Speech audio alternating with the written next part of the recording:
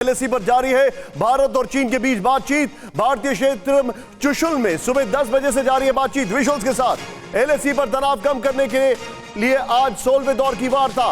Bharat LAC पर मई 2020 की स्थिति बहाल करने पर देगा जोर।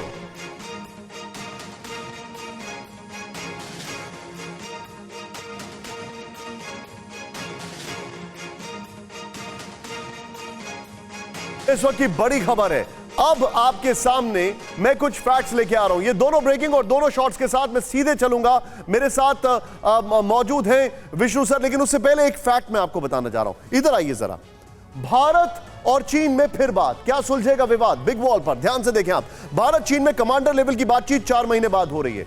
4 महीने बाद, ध्यान दीजिएगा। दोनों देशों के बीच 2020 में कमांडर स्तर की 8 राउंड की बातचीत हुई थी। 8 राउंड की 2020 में। नेक्स्ट देखिए 2021 में इन दोनों देशों के बीच 5 राउंड की बातचीत हुई और अभी लगभग 6-7 महीने हो चुके हैं। इस साल भारत और चीन के बीच सिर्फ 2 राउंड की बातचीत हुई है, यानी कि बातचीत का सिलसिला कम होता जा रहा है। एलएसी पर दोनों तरफ भारत और चीन के 50 से 60 हजार सैनिक मौजूद हैं। डिसएंगेजमेंट के बाद भी गलवान, पेंगोंग और गोगरा हॉट स्प्रिंग में भारत और चीन की सबसे मजबूत सेनाएं मौजूद हैं। एक्सपर्ट्स के मुताबिक 16वें दौर की बातचीत में देरी की वजह कई विवादित जगहों से सेना हटाने को लेकर विवाद था। मैं सीधे चलूंगा ये दोनों ब्रेकिंग दोनों शॉट के साथ। सर विष्णु सर, यह बताना दर्शकों को इसलिए जरूरी था, 8 मुलाकातें हुई 2020 में, 5 मुलाकातें हुई 2021 में, इस साल सिर्फ 2 मुलाकात हुई हैं। ऐसे में वो जो एक गैप बन रहा है, बातचीत, कम्युनिकेशन गैप, क्या उसको प्रधानमंत्री और शी जिनपिंग की मुलाकात से फिलअप किया जा सकता है? निशांत जी नमस्कार। जो हालात हैं उसके हिसाब से ये बड़ा क्लियर है कि अगर कोई डिसीजन होगा, अगर कोई सोल्यूशन होगा तो ये समिट लेवल पे ही होगा। हाईएस्ट लेवल पॉलिटिकल इंटरवेंशन की ज़रूरत होगी, उसके बिना ये सुलझेगा नहीं। पर उसके लिए तैयारी करनी बहुत ज़रूरी है, क्योंकि दोनों लीडर तो बैठ के कोई सॉल्व करेंगे नहीं।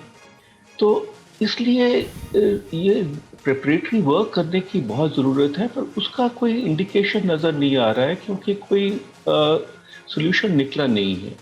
और अगर देखा जाए तो चीन ने क्या कीमत अदा की है। ट्रेड बढ़ता जा रहा है, भारत ब्रिक समिट में, एससीओ समिट में पार्टिसिपेट कर रहा है।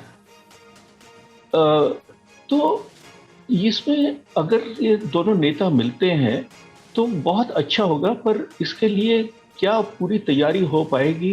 क्या चीन को कोई इंटरेस्ट है सोल्यूशन में? मुझे जो इंडिकेशंस हैं वो बहुत पॉजिटिव नहीं लगते, पर बाकी मैं क्या हो रहा है अंदर उसका मालूम टाइम से पड़ेगा। Okay, point taken sir. अब इसमें हमारे जितने भी दर्शक हैं, कुछ फैक्ट्स आपको दिखा रहा हूं। सीधे आइए यहां पर, बहुत बड़ी बात मैं आपको बता रहा हूं। चीन की अकड़ बेअसर, भारत को बढ़त। ध्यान से देखिएगा। भारत चीन में हॉट स्प्रिंग, डेप्सांग और डेमचौक में टकराव पर बड़ा विवाद, नंबर 1। नेक्स्ट, अप्रैल और मई 2020 में पूर्वी लद्दाख में घुसपैठ से चीन को रणनीतिक, आर्थिक और राजनीतिक रूप से कोई फायदा नहीं हुआ है। थोड़ा जूम इन करें प्लीज यहां पर। सच्चाई यह है कि चीन की घुसपैठ की कोशिश से भारत ने बॉर्डर के इलाकों में इंफ्रास्ट्रक्चर मजबूत करने पर ध्यान दिया है। भारत ने लद्दाख ही नहीं बल्कि अरुणाचल समेत दूसरे इलाकों तक लॉजिस्टिक सप्लाई के लिए कई टनल्स बना डाली हैं, कई ब्रिजेस तैयार कर दिए हैं। 15वीं कमांडर लेवल की बैठक में हॉट स्प्रिंग में से विवाद सुलझाने की उम्मीद थी, क्योंकि इससे चीन को कोई बढ़त नहीं मिलती। हॉट स्प्रिंग पर भी सहमति बनने की खबरें आई, लेकिन डेप्सांग और डेमचौक पर कोई बात नहीं बन सकी है। मैं चाहूंगा नीचे प्रधानमंत्री वाली ब्रेकिंग लगाएं इस वॉल के साथ। सीधे मैं चलूंगा, जल सुधाकर मेरे साथ है। सर, मेरा सवाल बड़ा ही क्लियर कट है। चाइना का फेवरेट काम क्या है? To catch anybody napping. लेकिन हम सुपर अलर्ट हैं। अब वो हिमाकत तो नहीं करेंगे वो जो गलवान में कर चुके हैं। What is your take on it?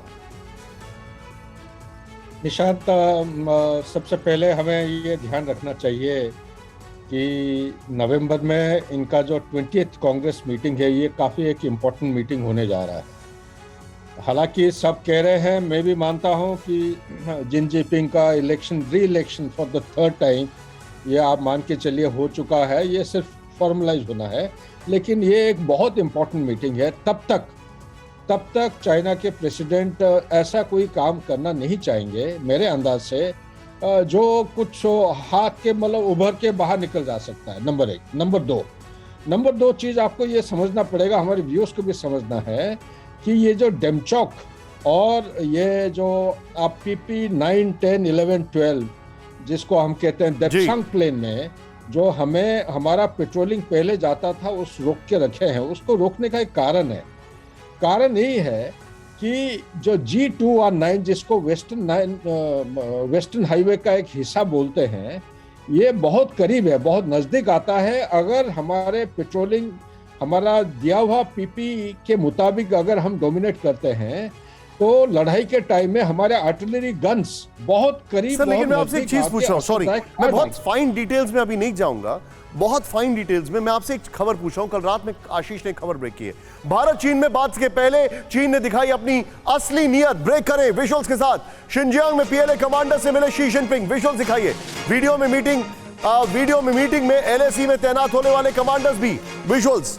Galwan में पिटा PLA का कमांडर की फाबाओ भी उस मीटिंग में मौजूद था। PLA के कमांडर्स ने जिनपिंग को तैयारियों की जानकारी दी, ये भी रिपोर्ट्स आ रही हैं। ध्यान से देखिएगा उस शख्स को, यहां पर दिखाई दे रहा है फ्रेम में बीच में। ये एक वो कमांडर भी था जो गलवान में इन्वॉल्व था।